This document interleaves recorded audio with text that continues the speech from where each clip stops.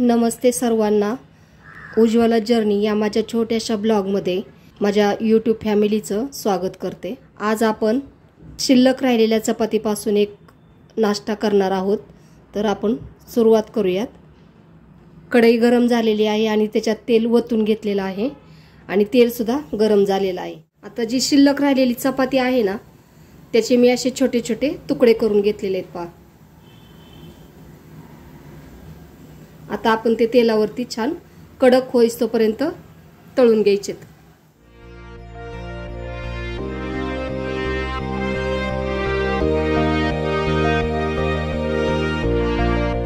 हे पहा असे कडक असे तळून घ्यायचे ते। हे पहा छान असं आपलं तळून पण झालेलं आहे हे असं। आणि जास्त करपून पण द्यायचं नाही, कारण मग त्याचं हे सगळं करपट लागतं। त्याच्यामुळे मग अशाच रंगावरती आणि कडक हे परतून घ्यायचं। आता याच्यावरती आपण हातानेच अशी लाल तिखट टाकून घ्यायचं। चमच्याने टाकायचं नाही, कारण चमच्याने टाकलं की काय होतं ते एकाच ठिकाणी पडतं। मग असं जरा भुरभुरायचं त्याच्यावरती। काश्मीरी लाल तिखट आहे हे, आणि असं करून घ्यायचं। हे थोडंसं मीठ याच्यावर व्यवस्थित बसतं। चाळणीत जे जास्तीचं आहे ना ते असं खाली पडतं मग ते, त्याच्यामुळे चाळणीत घेऊनच करायचं शक्यतो हे। आणि थोडासा चाट मसाला,